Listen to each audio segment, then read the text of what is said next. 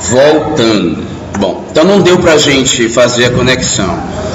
Agora que você já tem... Deixa eu fechar aqui a porta. O barulho ainda não normalizou o intervalo. Agora que você já tem alguns conceitos com presença na cabeça, ficou fácil entender por que com a Ágora é uma referência tão boa para a gente projetual, né? Os prédios públicos gregos eram todos voltados para ela, isso quer dizer que tem muita construtividade. O eixo de circulação aqui, ó, principal para ir para a elevada da cidade, para ir para vários outros locais aí, sempre tangenciavam a Ágora. Os prédios faziam fechamento dando convexidade, dava a sensação de proteção e de contingência do espaço, e as atividades atrativas aqui eram várias. Era consumo de alimento, de vestuário, de outros produtos, era comercialização de animais, vegetação, qualquer outra coisa. Eventos artísticos, políticos, enfim, todo tipo de evento social acontecia aqui no meio. Por isso que ela é uma referência projetual para a gente. E ela nos ajuda muito a entender copresença em aplicações contemporâneas. Algumas outras manifestações que a gente vai herdar. Sistema de aqueduto, que vai trazer por gravidade a condução de água. É um elemento paisagístico também, tá? Porque ele vai dar esse visual também aí, vai servir de contemplação paisagística. Os frontões comemorativos, que a gente acabou de ver, os arcos, né? Como o Arco do Triunfo, etc. Então, eles são manifestações. Eu estava falando do frontal que a gente tem ali no Pontão, que eu acho um péssimo exemplo, né? As calçadas de pedra, que não é exatamente uma coisa que a gente herda tanto aqui no Brasil, mas é a contribuição de uma manifestação paisagística que começa já nesse período. E a gente vai ver exemplo disso, a Via Ápia e o trecho da Via Ápia, que é a Via Sacra, que vai ter esse tipo de composição. E como aparece na área externa também, os elementos representativos de fachada, coluna, fuste, capitel, entablamento e os demais áreas e detalhes do frontão, que a gente não vai entrar em detalhes também, é só para comparecer como elemento que vai compor a característica do visual paisagístico que tem a ver com os povos helênicos, mas só para lembrar, porque vocês já viram isso em história, né? Então ele vai comparecer também como característica. As esculturas humanas que tendem à perfeição, a gente está vendo alguns exemplos, né? No caso, por exemplo, das cariátides, que elas tiveram parte da construção. Isso já é uma característica bem grega, né? Bem greco-romana, fazer com que a escultura faça parte da própria construção intensiva como elemento estrutural. É diferente dos egípcios, por exemplo, que eles não faziam como apoio estrutural a escultura. Eles esculpiam, podia até estar acoplado ao templo, mas não era um elemento de suporte, tá? Não preciso explicar para vocês, né, que vocês já tiveram bastante históricas. As esculturas, elas são assim por conta dos saques, das guerras, por conta do movimento bélico. Só uma historinha que eu acho interessante é a do Laconte. Vocês também já estudaram isso, né? Já viram bastante isso daí? Discutiram a história da arte ou não? Isso aqui deve ter estudado mais que a Isabela, né? Então ela deve ter discutido a história. Aí isso aí reza a lenda aí da... Deixa eu botar aqui, vai ficar só um instantinho. Ui, saiu. Então o Laconte, que era um sacerdote de Apolo, aí isso aí é uma narrativa de uns episódios da história de Cavalo de Troia, e aí essa encenação aí, ele mostra um momento em que um dos deuses, enfurecido, manda a serpente para atacar os seus filhos, e ele está tentando se proteger, salvar os filhos, mas enfim, aí havia uma discussão no Renascimento sobre o que esse braço dele estava fazendo aí, né? E aí uma das apostas do Rafael é que houve um concurso na época do Renascimento para descobrir o que ele estava fazendo. Aí então tinha uns artistas dizendo, não, ele está só dando uma pinta no braço, só dizendo que, como cara de mim. Tem outros que defendiam que ele estava realmente tentando salvar os filhos e puxando a corda, lutando com ela. E esse braço, até muito pouco tempo, ela já muito período contemporâneo, que acharam o braço do Lafonte. E a versão do Rafael se confirmou, que ele não estava só dando um pinto, ele realmente estava segurando a serpente.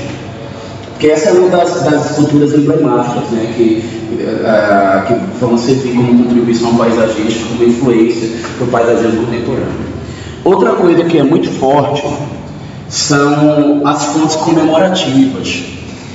Toda vez que alguma cidade era construída, sempre era feito um elemento arquitetônico comemorativo na sua entrada, que era uma fonte, e ela sempre era uma coisa muito pomposa, uma coisa muito luxuosa, muito destacada no meio dos elementos paisagísticos, e essa que ela não foi do período clássico, a gente está tentando ver as coisas do período clássico nesse momento, né? Mas que eu acho uma coisa importante, ela foi terminada, gente, já quase no período contemporâneo.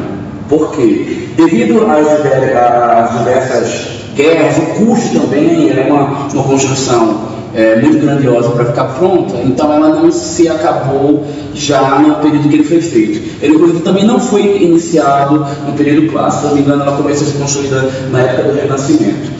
Mas por que eu estou botando ela? Porque eu acho uma das manifestações de fonte mais bonitas que existe. Não conheço nada na estatuária, no paisagismo romano, que tenha um visual tão forte.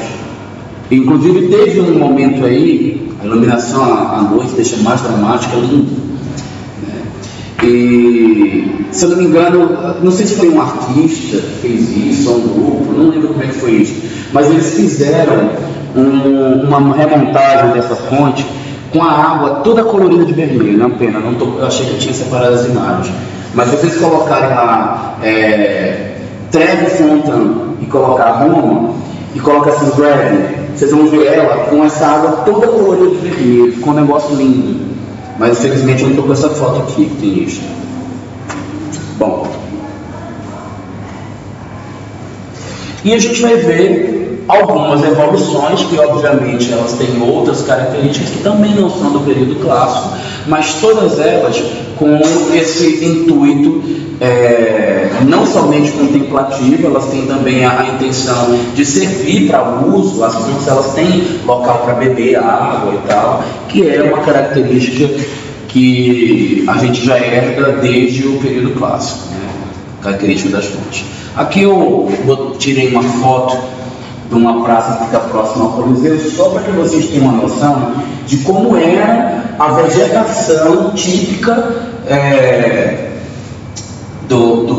que existia já na geografia dos povos helênicos, para vocês terem noção. Então aqui provavelmente tem algumas oliveiras, as coníferas com essas plantas que eu estou mostrando aqui para vocês. Isso aqui que é vegetação típica de encosta, tá? Que era característico deles. E a gente encerra aqui nesse ponto os povos helênicos e as manifestações paisagísticas desses povos. E a gente, desse ponto para frente, começa a estudar o período medieval. Gente, o período medieval, ele é um período considerado pobre em termos paisagísticos. Já foi considerado assim na história das artes, mas a concepção contemporânea é de um período, na verdade, que tinha uma linguagem diferenciada, porque a igreja é quem mandava nos motivos, mas eles existiam. Porém, em termos de paisagismo, como o paisagismo não era necessário para a subsistência, ele não teve grandes manifestações, e as manifestações que existiram não foram muito ricas. Por quê? Era um período em que a Europa estava toda dominada pelos bárbaros, e as pessoas estavam buscando se proteger dos bárbaros, ou os próprios bárbaros que estavam dominando alguma região, que dominaram a região, queriam se proteger do Império Romano. Então eles começavam a construir muralhas para se proteger dos ataques uns dos outros. Então, o que ia acontecer? A gente ia começar a ver as manifestações acontecendo em volta dos castelos e dentro das muralhas. O estilo de vida desse momento aí, ele é um estilo de vida totalmente recolhido. Então, a gente vai ver nesse período acontecer o paisagismo de recinto. O paisagismo que existe dentro de edificações é uma consequência da influência que houve nessa época. Nessa época foram aprimorados os pomares e as hortas de recinto, ou seja, que são plantados dentro de uma área fechada. No início, esses pomares e hortas, eles eram feitos justamente para a sobrevivência de quem estava dentro desse recinto, já que ele não podia se expor devido ao movimento bélico externo das muralhas.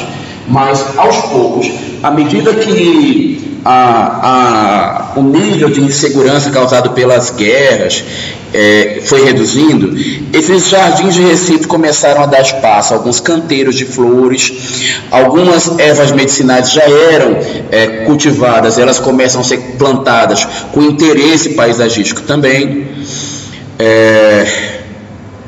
E uma coisa interessante vai acontecer. No período medieval, os povos que mais se interessaram pelo paisagismo foram os povos mouriscos, que foi o povo que, inclusive,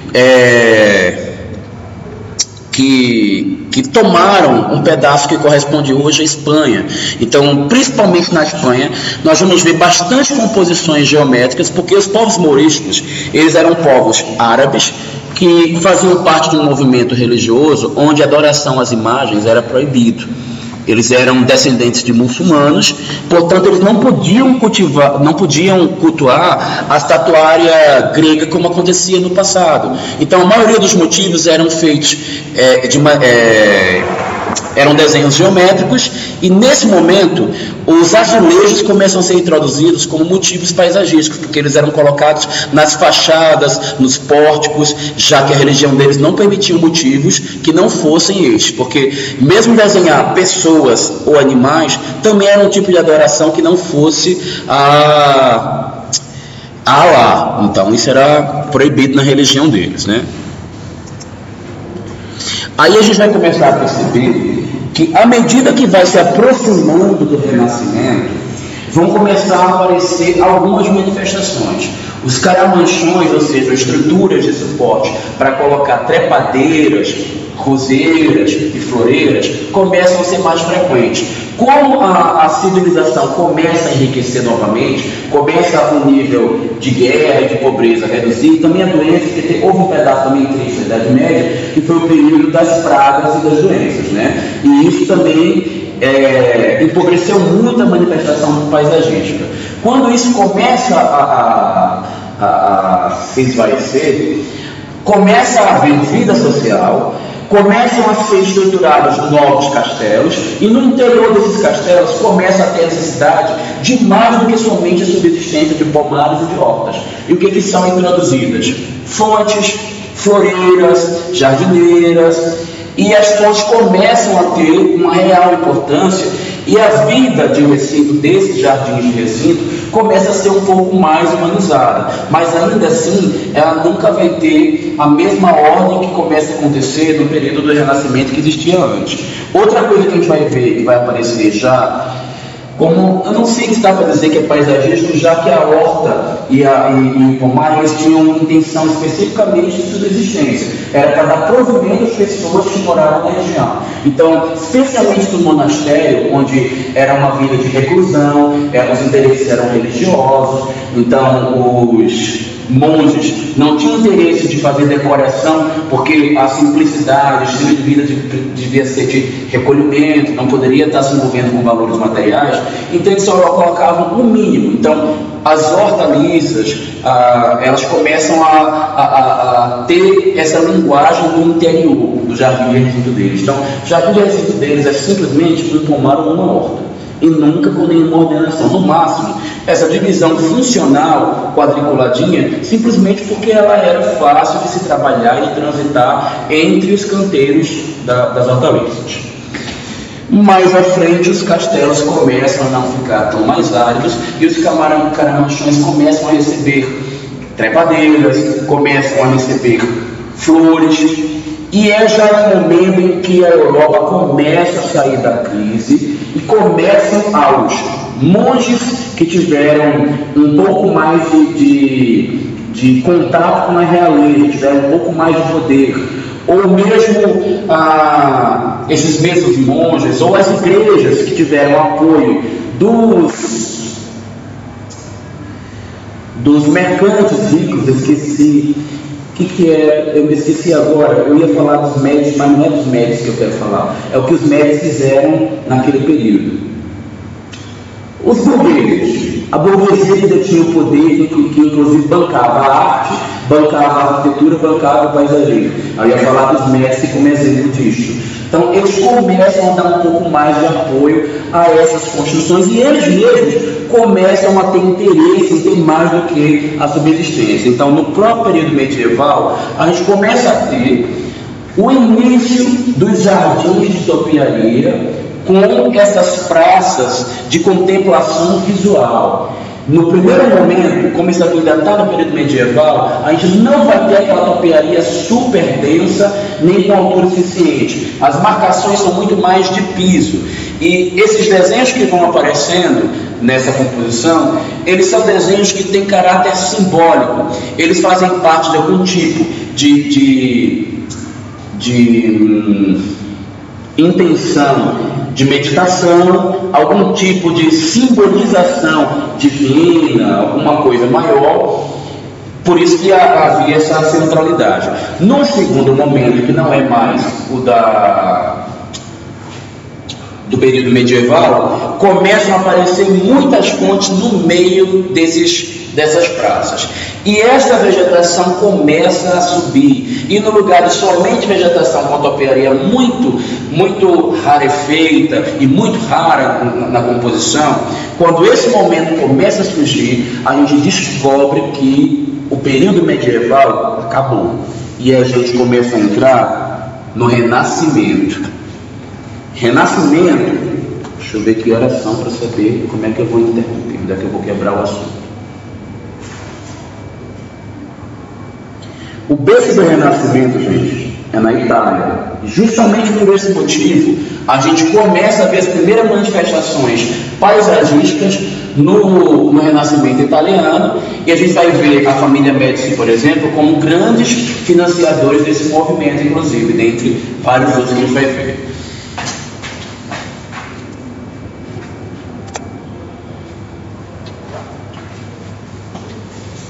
Uma característica importante, principal dos jardins do Renascimento é que eles são feitos não para a vida social, eles não são feitos para as pessoas andarem.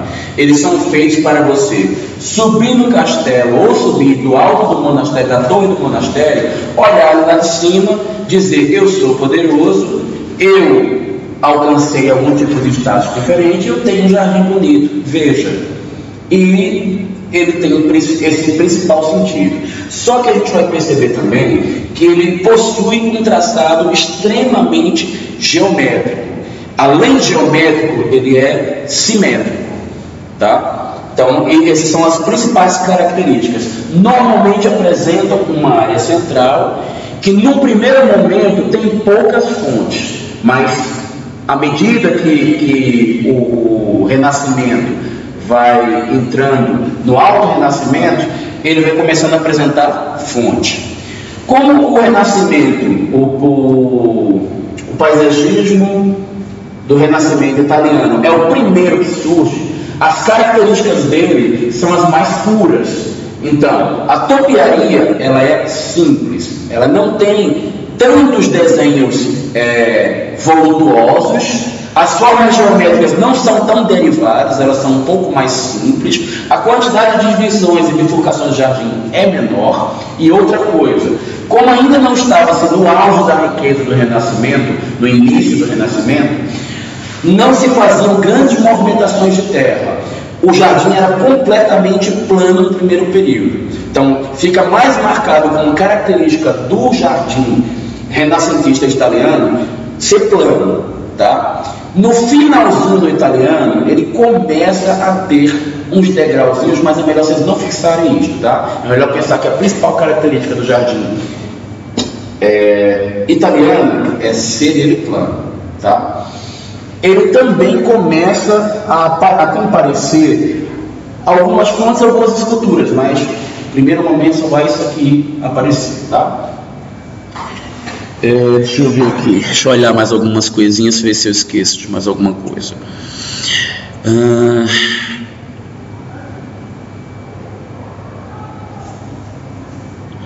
Gente, uma característica fundamental do jardim renascentista é a topiaria, que eu já expliquei para vocês o que é topiaria, né?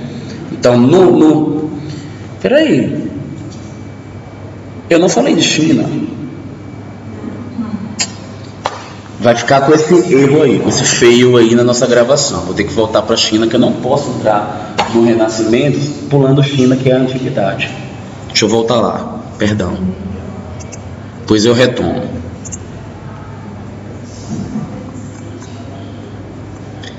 Desculpem.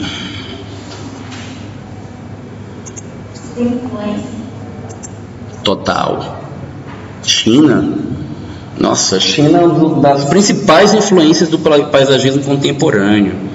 A China, inclusive, ele apresentava características paisagísticas completamente diferentes, porque a China, ela vinha de uma cultura que estava no Oriente. Enquanto nós estamos